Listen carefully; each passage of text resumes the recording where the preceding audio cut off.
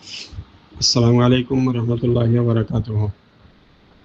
শ্ৰদ্ধেয় উলামায়ে কেৰাম, বুজুৰ্গানে দিন, বিৰাদাৰান ইসলাম, আমি সকলোৱে অৱগত যে কোৰআনে পাকত আল্লাহ ৰাব্বুল ইজ্জতে স্পষ্টকৈ কৈছে যে তোমালোকৰ যি বিপদ আপদ আহে সেই বিপদ আপদবোৰ তোমালোকৰ হাতৰ কৃতকৰ্মৰ ফল।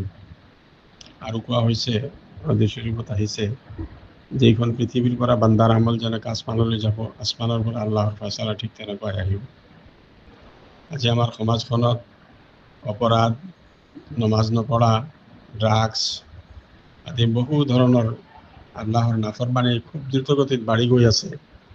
কিন্তু এইবিলাক বন্ধ কৰাৰ কাৰণে, প্ৰতিহত কৰাৰ কাৰণে আমি কোনো ধৰণৰ বিশেষ কোনো প্ৰচেষ্টা হাতত লোৱা নাই।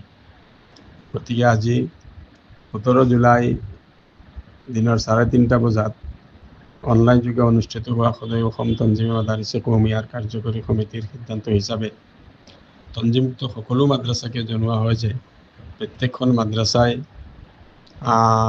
নিজৰ এলেকাৰ মছজিদবোৰ চিহ্নিত কৰি এটা ৰুটিন বনাই মাদ্ৰাছাৰ শিক্ষকসকলক ভাগ ভাগ কৰি দি আসৰৰ নমাজ, মাগৰিবৰ নমাজ, এশাৰ নমাজে তেনেকুৱা গৈ মহল্লাৰ মানুহক যিমানজন পাৰা যায় জমা কৰি মছজিদৰ ইমাম চাহাবক লৈ মানুহক কথাখিনি বুজাব লাগে যে আমি আল্লাহৰ নাফৰমানি কৰাৰ কাৰণে আমি বিভিন্ন ধৰণৰ অসুবিধাত পৰিস্থিতিত আমি পৰেশান হৈ আছোঁ, আমি ব্যতিব্যস্ত হৈ আছোঁ।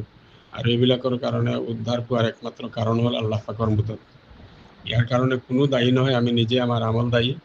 আৰু ইয়াৰ পৰা পৰিত্ৰাণ পাবলৈ হ'লে আমি আমাৰ আমলৰ ইছলাহ কৰিব লাগিব, আল্লাহৰ ওচৰত তওবা ইস্তিগফাৰ কৰিব লাগিব, দোৱা খতম কৰিব লাগিব। সেই হিচাপে আমাৰ আমিৰৰ শৰীয়ত হজৰত মাওলানা শ্বেখ ইয়াহিয়া সাহেবে ইতিমধ্যে কোৱা হৈছে, আপোনালোকক এটা পৰামৰ্শ দিছে, প্ৰত্যেকখন মাদ্ৰাছাত দিনটোৰ ভিতৰত এবাৰ ছাত্ৰসকলক লৈ আয়াতে কৰিমা পঢ়ি খতম কৰি দোৱা কৰিব লাগে। প্ৰত্যেকখন মছজিদত যাতে এই ব্যৱস্থাটো হয় তাৰ কাৰণে প্ৰচেষ্টা হাতত ল'ব লাগে। মাদ্ৰাছাবোৰত আলহামদুলিল্লাহ হৈ আছে বেছিভাগ মাদ্ৰাছাতে।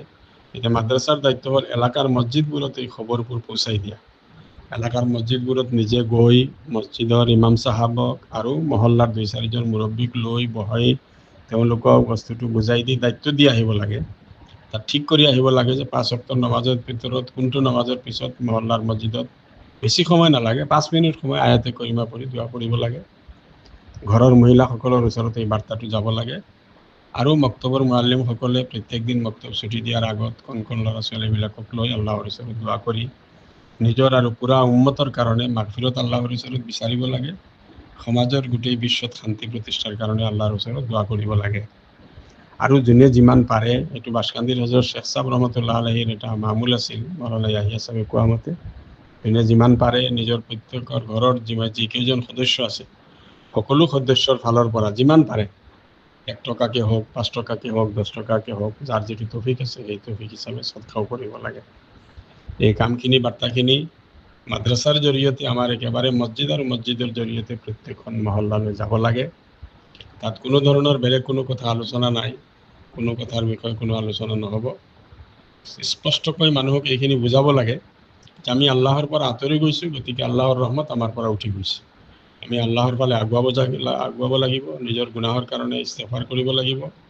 আয়াতে কৰিমা পঢ়ি খতম কৰি যি দোৱা কৰা হ'ব সেই দোৱা আল্লাহ পাকে কবুল কৰিব বুলি হাদিছ শৰীফত আহিছে, গতিকে খতম কৰিব লাগিব আৰু সদকা কৰিব লাগিব। এই 3টা বাৰ্তা আমাৰ ঘৰে ঘৰে পৌঁছিব লাগে আৰু এই দায়িত্বটো মাদ্ৰাছাৰ সন্মানীয় শিক্ষকসকলে গ্ৰহণ কৰিব লাগে, এই কামখিনি কৰিব লাগে। আজি সদয় অসম তঞ্জিমে মাদাৰিছে কৌমিয়াৰ কাৰ্যকৰী সমিতিৰ বৈঠকত এইটো সিদ্ধান্ত হৈছে।